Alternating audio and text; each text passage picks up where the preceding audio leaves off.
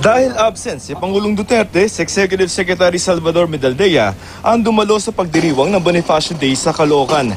Nagalay siya ng bulaklak sa monumento ni Andres Bonifacio kasama si AFP Chief of Staff General Carlito Galvez Jr. Paliwanag ng Malacanang, umuwi na ng Davao ang Pangulo para asikasuhin ang anilay problema sa insurgency. Sabi ni Medaldea, gustong i-monitor ng Pangulo ang insidente ng pagkakahuli kay dating Bayan Muna Party List Representative sa Tur Ocampo. Profiling, kailangan talaga yung profiling. Saan po nanggagaling ang pangangailangan ng profiling, madam? Trabaho yan ang pera.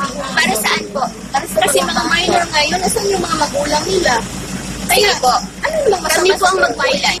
Miyerkules ng gabi nang mahuli si Ocampo kasama si ACT Party List Representative Franz Castro at 16 na iba pa sa isang checkpoint sa Talaingod, Davao del Norte, kasama ang mga menor de edad na lumad. Ayon kay National Security Advisor Hermahenes Esperon, interesado raw ang Pangulo sa kaso ni Ocampo dahil pwede nagre-recruit ang grupo ni Ocampo ng mga bata.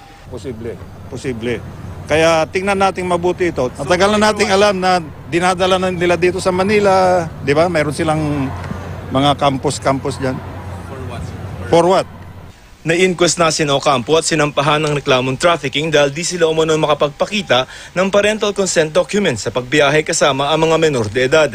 Sabi ng pulisya, may natanggap daw na ulat ang pulisya mula sa isang magulang na 5 linggo nang hindi umuuwi ang anak nito. Pero ayon kay Ocampo, sinagip nila ang mga lumad matapos sila magpasaklolo dahil sa nagpapatuloy na military operation sa kanilang lugar. It's from our point of view, it's a ridiculous charge to accuse us of child abuse and trafficking in persons when we simply rescued students who were kicked out of the school that was closed by the military yesterday afternoon.